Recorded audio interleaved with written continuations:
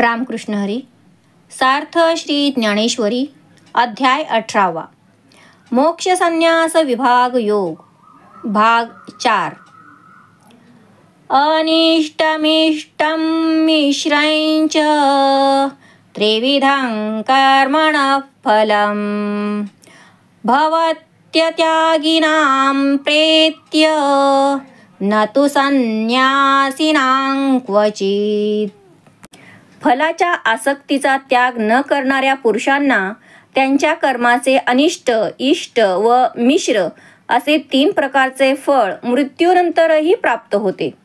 परंतु जे आत्मज्ञानी कर्मसन्यासी आहेत त्यांना हे कर्मफळ कधीच भोगावयास लागत नाही.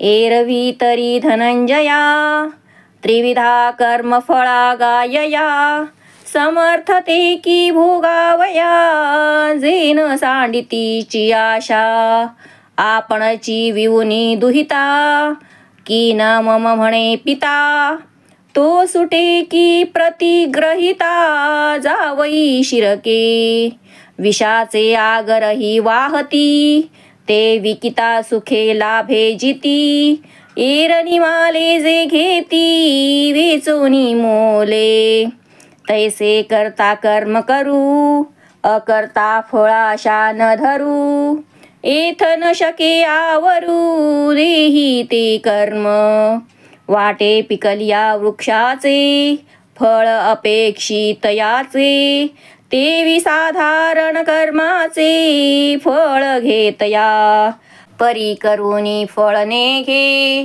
तो जगाच्या कामी नरी घे जे त्रिविध जगावघे कर्मफळ हे देव मनुष्य स्थावर यया नाव जगडंबर आणि हे तव 3 प्रकार कर्मफळाचे तेची एक गा अनिष्ट एक ते केवळ इष्ट आणि एक इष्टानिष्ट त्रिविध ऐसे. अर्जुना, वास्तविक पाहता हे कर्मफल 3 प्रकारचे आहे आणि जे कर्मफलाची इच्छा सोडित नाहीत त्यांना ते भोगावेच लागते. आपण कन्येला जन्म दिला असूनही कन्यादानाच्या वेळी ती माझी नाही असे म्हणून वडील उदक सोडतात. त्यावेळी ते तिच्यावरील मोहपाशातून सुटून पाणी ग्रहण करणारा जावई तिच्या मोहपाशात अडकतो. जे लोक शेतामध्ये विषारी लागवड करतात ते त्यातील माल विकून पैसे मिळवून सुखाने जगतात आणि ते विष पैसे देऊन जे विकत घेतात व खातात ते मृत्यू पावतात. त्याप्रमाणे कर्तृत्व अहंकाराने कोणी कर्म करो अथवा कर्तृत्व अहंकार व फलाशा या दोन्हींचा त्याग करून कर्म करो. तथापि कर्म हे कर्मरूपाने दोघांनाही बंधन करू शकत नाही तर फलरूपाने बंधन करते. वाटेवरून जाताना पिकलेल्या फळांची जो अपेक्षा करतो तो तोडून खातो तो रखवालदाराकडून पकडला जातो. त्याप्रमाणे साधारण जे कर्म आहे त्याचे जो फल घेतो त्यास कर्म हे बंधन करते. परंतु कर्म करूनही जो फळाची इच्छा करत नाही तो जन्ममरणाच्या चक्रात सापडत नाही. हे जग 3 प्रकारच्या कर्मांचे फळ आहे. देव, मनुष्य व स्थावर या सर्वांना जगडंबर असे म्हणतात आणि हे 3ही प्रकार तर कर्मफलाचेच आहेत. तेच कर्मफल एक अनिष्ट आहे, एक केवळ इष्ट आहे आणि एक इष्टानिष्ट असे मिश्र फळ आहे. असे फळाचे हे 3 प्रकार आहेत. परी विषयवंती बुद्धी आंगिसुनी अविधी प्रवर्तती जे निषिद्धी कुव्यापारी तेथ कृमी कीट लोष्ट हे देह लाहती निकृष्ट तया नाम ते अनिष्ट कर्मफळ का स्वधर्मा मानु देता स्वाधिकारू पुढा सुता सुकृत कीजे पुसता आमना ते तै इंद्रादिक देवांची देहे लाही जती सव्यासाची तया कर्मफळा इष्टाची प्रसिद्धी गा. आणि गोड आंबट मिळे तेथ रसांतर फरसाळे. उठी दोही वेगळे दोही जिणते. रेच कोणी योग वशे होय संभावया दोषे. तेवी सत्या सत्य समरसे सत्या सत्यची जिणी विजे. म्हणून समभागे शुभाशुभे मिळोनी अनुष्ठानाचे उभे. तेने मनुष्यत्व लाभे ते मिश्र फळ. ऐसे त्रिविधय या भागी कर्मफळ मांडलेसे जगी. हे न सांडितया भोगी जे सुदले आशा. जेथ जिव्हेचा हात फाटे तव जेविता वाटे गोमटे. मग परिणामी शेवटे अवश्य मरण. समचोर मैत्री चांग जवन पविजे ते दांग. सामान्या भली आंग न शिवे तव. तैसी कर्मे करिता शरीरी लाहती महत्वाची फरारी. पाठी निधनी एकसरी पावती फळे. तैसा समर्थू आणि ऋणिया मागो आला बाईणिया. न लोटे तैसा प्राणिया पडे तो भोगू. मग कणिसवनी कणू झडे तो बिरुढला कणिसा चढे. पुढती भूमी पडे पुढती उठी. परंतु जे विषयाने आसक्त झालेले आहेत ते अविधीचा स्वीकार करून शास्त्र निषिद्ध अशा वाईट कर्मामध्ये प्रवृत्त होतात. त्यावेळी त्यांना कृमी कीटक अथवा माती असे वाईट देह प्राप्त होतात. त्यालाच अनिष्ट कर्मफळ असे म्हणतात. आणि जेव्हा स्वधर्माला मान देऊन आपल्या अधिकाराप्रमाणे वेदांमध्ये वर्णन केल्याप्रमाणे ज्या वेळेस सत्कर्म केले जाते अर्जुना, तेव्हा त्यांना इंद्रादिक देवतांचे देह प्राप्त होतात. त्या कर्मफळाची इष्ट म्हणून प्रसिद्धी आहे. गोड व आंबट हे दोन रस मिश्रित केले असता या दोहोंहून वरचढ असा मधुर रस निर्माण होतो. प्राणवायू जेव्हा योगाच्या अभ्यासाने कुंभक होतो त्याप्रमाणे सत्य व असत्य यांचे मिश्रण झाल्यावर ते त्या दोहोंनाही जिंकण्यास कारण होते. म्हणून पुण्यकारक व पापकारक कर्मे सारख्या प्रमाणात मिळून जे आचरण होते तेव्हा त्या योगाने मनुष्य जन्म प्राप्त होतो. ते मिश्र फळ होय. असे या जगामध्ये 3 प्रकारची कर्मफळे आहेत आणि जे या कर्मफळाची इच्छा टाकत नाहीत त्यांना जन्ममरणाच्या चक्रात फिरावे लागते आणि सुखदुःखांचे फळ भोगावे लागते. जिभेची रुची वाढत जात असताना जेवण गोड लागते, परंतु अजीर्ण होईपर्यंत भोजन केले तर अवश्य मरण प्राप्त होते. पायी चालत असताना चोराशी मैत्री केली तर तोपर्यंत चांगली ती असते जोपर्यंत अरण्य लागत नाही तोपर्यंत. अथवा वारांगणाशी जोपर्यंत समागम घडला नाही तोपर्यंतच त्यांची मैत्री बरी असते. त्याचप्रमाणे देहात प्राण आहे तोपर्यंत कर्म करीत असताना कर्तृत्वाचा अहंकार असतो, पण मृत्यूनंतर त्याची फळे भोगावी लागतात. शक्तिवान व श्रीमंत सावकार कर्जदाराकडे वायदा केलेले पैसे मागावयास आल्यानंतर पैसे घेतल्याशिवाय जसा परत जात नाही त्याप्रमाणे प्राणीमात्रांना केलेल्या कर्माचे भोग त्या त्या वेळेला निश्चित प्राप्त होतात. कणसातून बी पडते, त्या बीजाला अंकुर येऊन त्याला कणीस येते. पुन्हा त्या कणसाचे दाणे जमिनीवर पडतात आणि पुन्हा त्या दाण्यातून कणसे उत्पन्न होतात. हे जसे सातत्याने चालूच राहते. तैसे भोगी जे फळ होय ते फळांतरे वीत जाय. चालता पाओ पाय जिणी जे जैसा. उताराची ये सांगडी ठाके ते ऐलीच थडी. तेवी न मुकी जती उडी भोग्याची ये.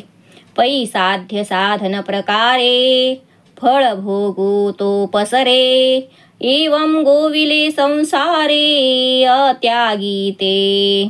एरवी जाईची या फुला फांकणे, त्याची नाम जैसे सुकणे. तैसे कर्म मिशेन करणे, केले जीही. बीजची वरोसी वेचे, तेथ वाढती कुळवाडी खाचे. तेवी फळ त्यागे कर्माचे, सारिले काम. ते सत्वशुद्धी साहाकारे, गुरुकृपामृत तुषारे. सासिन्नले निबुधे उसरी, द्वैत दैन्य. तेव्हा जगदाभास मिशे, स्फुरे ते त्रिविध फलनाशे. एथ भोगता भोग्या पैसे, निमाले हे. घडे ज्ञान प्रधानो हा ऐसा, संन्यासू जया विरेशा. तेची फळ भोग सोसा, मुकले गा.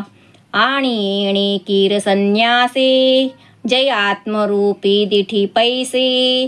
तै कर्म एक ऐसे, देखणे आहे. पडोनी गेलिया भिंती, चित्रांची केवळ होय माती. का पाहाले या राती, अंधारे उरे. जै रूपची नाही उभे, तै छाया काह्याची शोभे. दर्पणे वीण बिंबे, वदन केपा. फिटलिया निद्रेचा ठाऊ, कैचा स्वप्नासी प्रस्तावो. मग सत्य की ते वाओ, कोण म्हणे.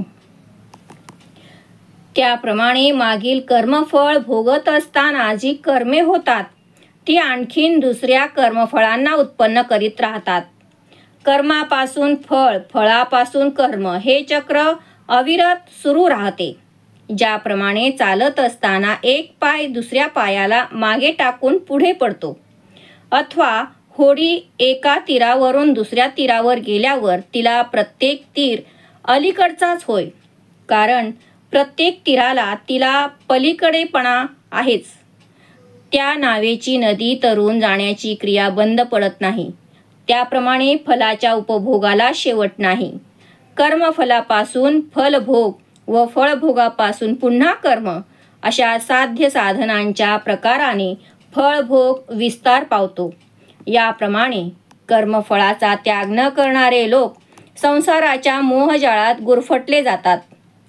एरवी जाईचे फूल ज्याप्रमाणे विकसित होता क्षणीच सुकते, तसेच ज्याने फलाशेचा त्याग करून कर्मे केलीच नाहीत असे केले आहे. बीजासाठी ठेवलेले धान्य जर दररोज पोटासाठी खाऊन टाकले तर मग पुढे पेरण्याचा प्रकारच बंद होतो. त्याप्रमाणे फळाच्या त्यागाने कर्मापासून निर्माण होणारे जन्ममृत्यू दूर जातात. निष्काम कर्मयोगाने चित्तशुद्धी होते व गुरुकृपारूपी अमृताच्या तुषारांमुळे प्राप्त झालेल्या आत्मज्ञानामुळे जीव आणि ब्रह्मातील द्वैतरूपी दारिद्र्य नष्ट होते. मिथ्या जगाच्या आकाराने जे भासते ते जीवाने केलेल्या कर्माचे इष्ट, अनिष्ट व मिश्र या स्वरूपाचे फळ असल्यामुळे ते त्रिविध फळ आत्मज्ञानाने नाहीसे होते. आणि या आध्यात्मिक अवस्थेत भोक्ता, भोग्य आणि भोग ही त्रिपुटी देखील सहजच नाहीशी होते. हे वीरश्रेष्ठा अर्जुना, ज्यांना हा ज्ञानप्रधान संन्यास म्हणजे कर्मत्याग घडतो ते कर्मभोगापासून होणाऱ्या दुःखापासून मुक्त होऊन जातात. आणि ज्यांना या ज्ञानप्रधान संन्यासाच्या आधारे सर्वत्र आत्मस्वरूप आहे असे जाणवते, तेव्हा त्यांना कर्म हे निराळे आहे असे दिसते का? भिंत पडल्यानंतर त्यावर काढलेली चित्रे मातीमध्ये मिसळून जातात, अथवा सूर्योदय झाल्यावर रात्र आणि अंधकार उरत असतो काय? जर आकृतीच नसेल तर सावली कशाची पडणार? आरशाशिवाय मुख हे कोठे प्रतिबिंबित होईल? मूळ झोपच जर नाहीशी झाली तर स्वप्नाला आरंभ कसा होईल? त्यामुळे स्वप्न हे सत्य आहे का मिथ्या आहे असे कोण म्हणेल? तैसे गा संन्यासे येणे, मूळ अविद्येसीची नाही जिणे. मातीचे कार्य कोणे, घे पेदीजे, म्हणून संन्यासी पाही कर्माची गोठी की जेल काही परी अविद्या पुल्या देही आहे जय का कर्तेपणाचे निथावे आत्मा शुभाशुभी धावे दृष्टी भेदाची राणी मे रचली से जई तै तरी गा सुवर्मा विजावळी आत्मया कर्मा अपाडे जैसी पश्चिमा पूर्वेसी का ना तरी आकाश का आभाळा सूर्या आणि मृगजळा विजावळी भूतळा वायुसी जैसी पांघरोनी नईचे उदक असे नई माझी खडक परी जाणीजे का वेगळीक कोडीची ते हो का उदका जवळी परी सिनानीची ते बाबुळी काय संगास्तव काजळी दीपू म्हणोये जरी चंद्री जाला कलंकू तरी चंद्रेसी नव्हे एकू आहे दृष्टी डोळ्या विवेकू अपाडू जे तुला नाना वाटा वाटे जातया ओघा ओघी वाहतया आरसा आरसा पाहतया पाडू जे तुला पार्था गाते तुले निमाने आत्मेनीसी कर्मसीने परी घेव विजे अज्ञाने ते कीर ऐसे विकासे रविते उपजवी धृती अली करवी भोगवी ते सरोवरी का बरवी अब्जिनी जैसी पुढत पुढती आत्मक्रिया अन्य कारण काची तैशिया करूपाचा हितया कारणारूप त्याप्रमाणे या ज्ञानयुक्त संन्यासाने अज्ञानच शिल्लक राहत नाही तर मग त्या अज्ञानाचे कार्य जे कर्म ते कोणी करावे अथवा त्यागावे म्हणून असे पहा की या ज्ञानयुक्त संन्यासात या कर्माच्या गोष्टी करता येईल काय परंतु आपल्या देहात जर अज्ञान वास करीत असेल तेव्हा कर्तेपणाच्या अभिमानाच्या बळाने जीव शुभ अशुभ कर्मांकडे धाव घेतो आणि तेव्हा वृत्ती द्वैताच्या राज्यावर स्थिर झालेली असते उत्तम प्रकारे वर्म जाणणाऱ्या हे अर्जुना जसा पूर्व दिशा आणि पश्चिम दिशा यामध्ये खूपच वेगळेपणा असतो तसाच आत्मा आणि कर्म यामध्ये अतिशय वेगळेपणा असतो आकाश आणि मेघ सूर्य आणि मृगजळ तसेच पृथ्वी व वायू यांच्यात संबंध असला तरी ते एकमेकांपासून फार दूर आहेत नदीचे पाणी अंगावर घेऊन खडक नदीमध्ये असतो परंतु नदी व खडक यांमध्ये अतिशय भेद आहे हे विचाराने कळून येते पाण्यावर पसरलेले शेवाळ हे पाण्यापासून वेगळे असते काजळाचा दिव्याशी संबंध आला तरी त्या काजळास दीप म्हणता येईल का चंद्राच्या ठिकाणी जरी कलंक असलेला दिसतो तरी तो चंद्राशी एकरूप नाही तसेच दृष्टी आणि नेत्रगोलक यांच्यामध्ये जेवढा विलक्षण भेद आहे अथवा वाट आणि तिच्यावरून चालणारा प्रवासी ओघात वाहणारे पाणी तसेच आरसा आणि आरशात पाहणारा मनुष्य यांच्यात जितका भेद आहे तितक्याच मानाने आत्म्यापासून कर्म हे भिन्न आहे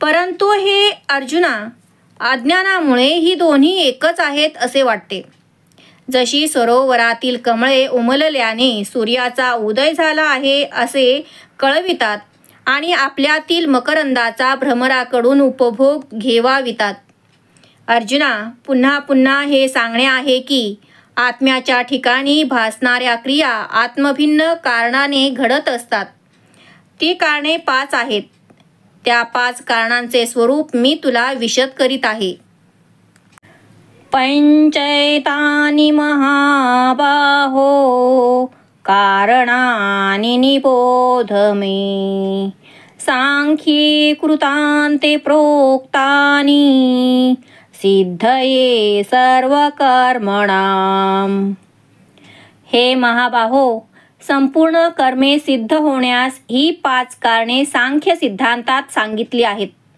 ती माझ्याकडून एकाग्रतेने समजून घे आणि पाचही कारणे तिये, तूही जाणसील विपाये.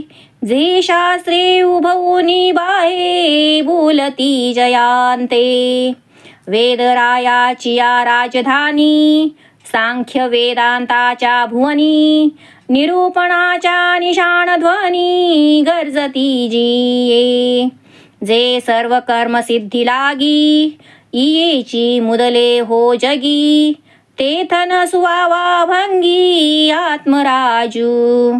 इया बोलाचे डांगुरती, तिये प्रसिद्धी आली किरीटी. म्हणून तुझ्या न कर्णपुटी, वसो काज. आणि मुखांतरी ऐकिजे, तैसे कायसे हे ओझे. मी चिद्रत्न तुझे असता हाती. दर्पणू पुढा मांडले या, का लोकांची या डोळया. मानू द्यावा पहावया, पुले निके. भक्त जैसे निजेथ पाहे, तेथ ते तेची होत जाये. तो मी तुझे जाहालो आहे, खेळणे आजी. ऐसे हे प्रीतीचे निवेगी, देव बोलतासे नेघी. तव आनंदा माझी अंगे, विरतसे येरू. चांदिनियाचा परिभरू, होता सोमकांताचा डोंगरू. विघरोनी सरोवरू, हो पाहे जैसा. तैसे सुख आणि अनुभूती, या भावांची मोडुनी भिंती. आतले अर्जुना कृती, सुखाची जेथ. तेथ समर्थू म्हणून देवा, अवकाशू जाहला आठवा. मग बुडतयाचा धावा, जीवे केला. आणि कर्माची ती 5 कारणे तूही कदाचित जाणत असशील. कारण शास्त्रे बाहू उभारून अगदी उघडपणे ती सांगत आहेत. वेदरूपी राजाच्या राजधानीत, वेदांत सांख्यरूपी मंदिरात, निरूपण रूपी नौबतींच्या ध्वनीने ती कारणे गरजत आहेत. सर्व कर्मांच्या उत्पत्ती करता हीच 5 कारणे कारण आहेत. त्यांच्या ठिकाणी आत्म्यास कारणीभूत मानू नये.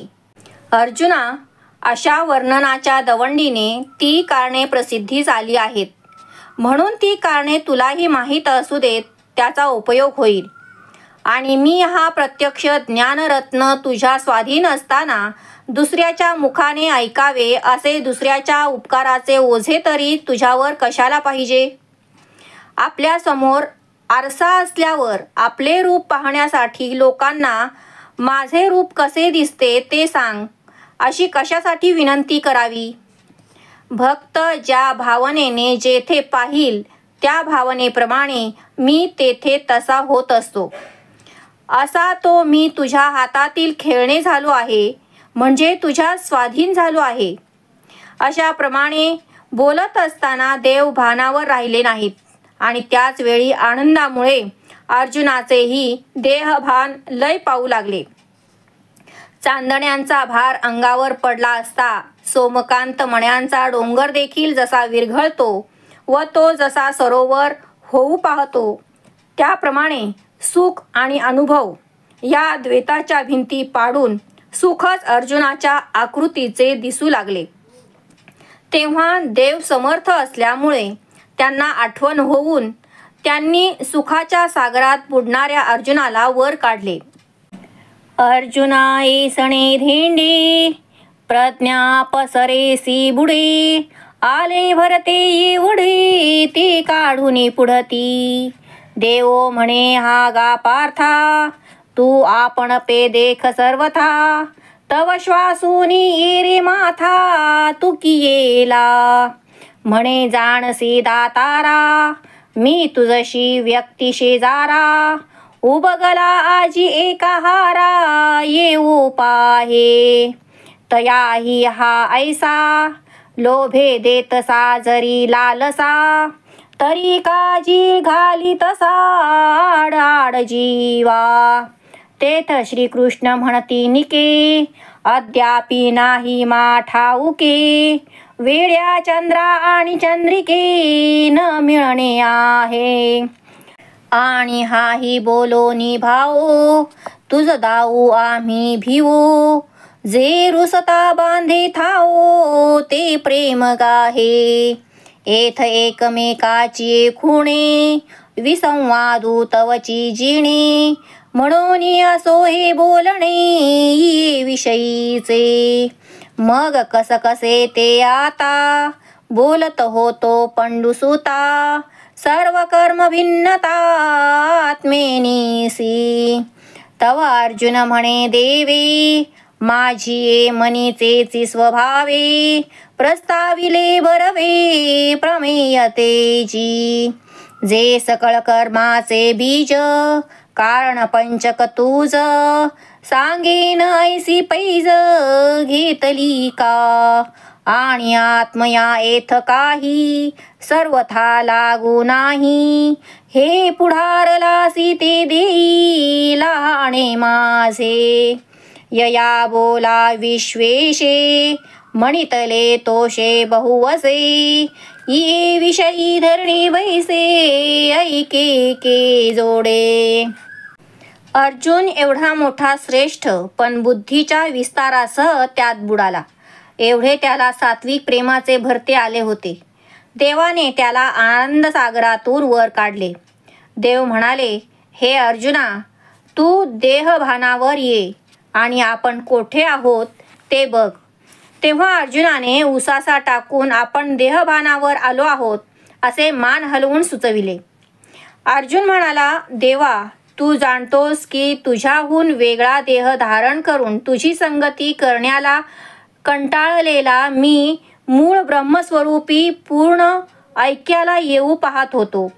माझ्या इच्छेप्रमाणे तुम्ही मला जे ब्रह्मज्ञान देत आहात तर मग लालसेने माझ्या जीवाच्या आड पुन्हा पुन्हा द्वैत का बरे घालत आहात.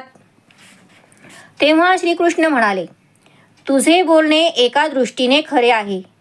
तुझे आणि माझे ऐक्य आहे हे तुला समजलेच नाही.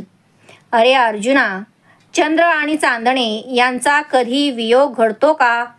आणि मनातील गूढ ऐक्यभाव तुला उघड बोलून दाखविण्यास आम्ही भीत आहोत. सदैव प्रेम करणारा मनुष्य एखाद्या वेळी रागावला असता जे प्रेम अधिक वाढलेले असते. माझे तेच प्रेम तुझ्यावर आहे. वास्तविक पाहता परमार्थतः तुझ्या माझ्यात पूर्ण ऐक्य असले तरी परस्परांच्या मनात द्वैताच्या खुणेने तुझ्या माझ्यात भेद आहे. वेगवेगळे बोलणे आहे, परंतु अद्वैत ब्रह्मभावामध्ये मीही नाही आणि तूही नाहीस. तेव्हा या ऐक्याविषयीचे बोलणे राहू दे. अर्जुना, सर्व कर्मे आत्म्यापासून कशी भिन्न आहेत तो विषय मी आत्ता बोलत होतो. तेव्हा अर्जुन म्हणाला, माझ्या मनात स्वभावतः जो विषय होता तोच देवाने सांगण्यास आरंभ केला आहे. सर्व कर्माचे बीज असलेली 5 कारणे तुला सांगेन, अशी जी तुम्ही प्रतिज्ञा केली. आत्म्याशी कर्माचा येथे कोणत्याही प्रकारे काहीही संबंध नाही. हे जे तुम्ही बोललात तो माझ्या अत्यंत आवडीचा विषय आहे. कृपा करून तो मला सांगा. अर्जुनाच्या या बोलण्याने विश्वेश्वर श्रीकृष्ण अतिशय संतुष्ट झाले व म्हणाले, या विषयाचे अंतःकरणापासून श्रवण करण्याविषयी धरणे देऊन बसेल असा जिज्ञासू तरी कुठे मिळणार. तरी अर्जुना निरूपी जेल ते कीर भाषे आतुल. परिमेचुई होई जेल ऋणिया तुझ.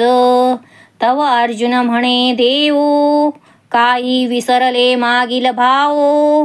ये गोठी की राखता हो मी तू पणजी. येथ श्रीकृष्ण म्हणती हो का आता अवधानाचा पसरुनी का. करुनिया आहे का पुढारलो ते. तरी सात्यची गा धनुर्धरा सर्व कर्मांचा उभारा. होतसे बहिरबाहिरा कारणी पासे. आणि पंचकारण दळवाडे जी कर्मा कारू मांडे. ते तू तव उघडे 5 आथी. येथे आत्मतत्व उदासीन, ते ना हेतू ना उपादान, ना ते अंगे करी संवाहन कर्मसिद्धीचे.